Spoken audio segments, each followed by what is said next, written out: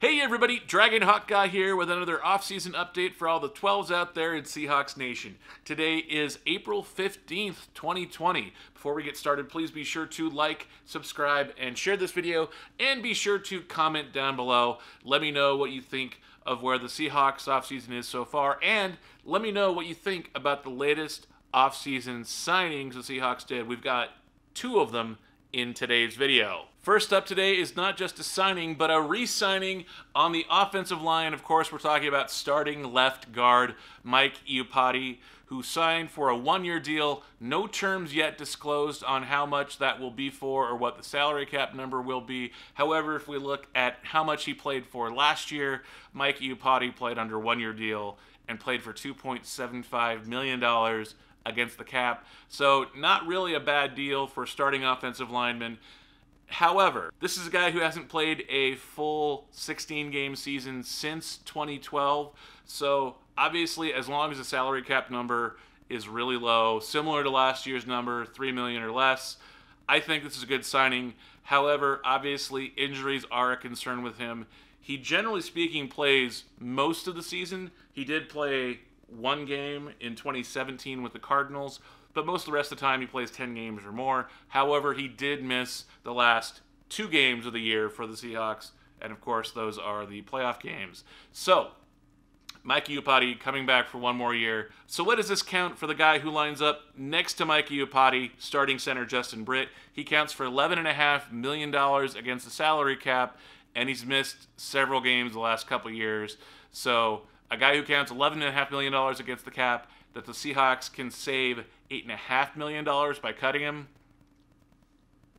I think his time in Seahawks uniform is limited. The second signing for today is not just a signing, but a re-signing as well. We're talking about a team captain. On top of all of that, we're talking about cornerback Neiko Thorpe is re-signing with the Seattle Seahawks. Thorpe has never been a starting cornerback for the Seahawks in the 4 years he's been with the team. However, he has been one of the top special teams players on the team as the key gunner on punt coverage.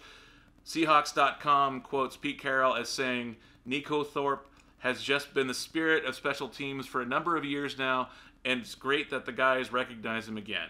He said this, of course, of Thorpe being voted special teams captain for the second year in a row. He also said, quote, he's a great presence in our room and with our guys. So obviously, Neiko Thorpe, a good fit for the Seahawks coming back. Probably a really good salary cap number 2. I can't imagine it would be really high up there. But again, salary cap is always key with these types of signings. And the third story for today is actually not an addition to the Seahawks roster, but rather a subtraction. Wide receiver Malik Turner had his exclusive rights free agent tender withdrawn from the Seahawks today after they already tendered him, which is sort of weird because you'd think if they weren't going to retain him, then they wouldn't have done the exclusive rights tender in the first place. Who knows? What we do know is Malik Turner played 2 years for the Hawks. He played in 15 games last year with 15 receptions, 245 yards receiving, and a touchdown. ESPN's Field Yates reports on his Twitter page that the Seahawks withdrew their exclusive rights tender on wide receiver Malik Turner, which means he is now a free agent. Not something you often see, as it would appear he's no longer in their plans for 2020. Not sure whether this is a result of the Philip Dorsett signing from a couple of weeks ago, or it's something else entirely, but thank you, Malik Turner, for providing some depth to the wide receiver room, and good luck wherever 2020 sees you land.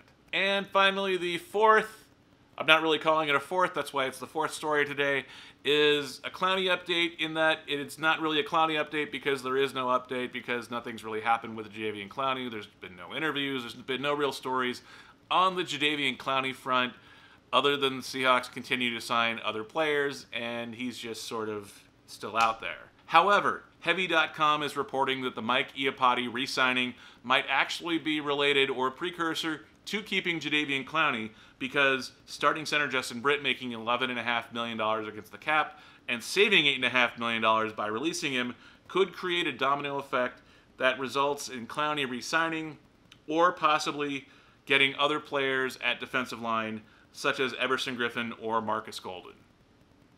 It's an interesting read. I'm not going to go over the whole article here, but if you want to check it out, go to Heavy.com. I'll put the link in the description bar below. So at this point, are the Seahawks done with Jadeveon Clowney? The number keeps fluctuating. We hear $17 to $18 million a year. We hear $13 to $14 million a year. Either way, Justin Britt looks like he's increasingly more and more likely to be let go in an attempt to get some pass rusher for the defensive line. I don't know at this point.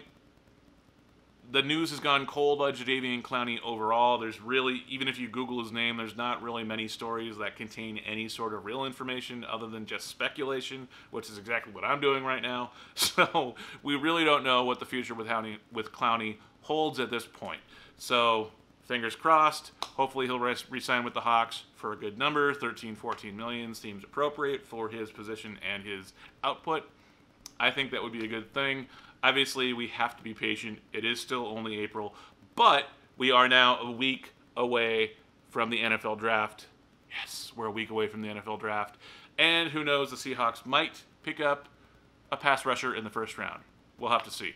So comment down below. Let me know your thoughts on the 2 additions the Seahawks made this week, and of course the 1 subtraction. And also let me know your thoughts on the one that we still don't know about, of course, Jadeveon Clowney. Let me know in the comments section. Like, share, subscribe. Hit the bell notification to be notified for all the new videos that I produce. I've been Dragon Hawk Guy. I'll see you next time. See you.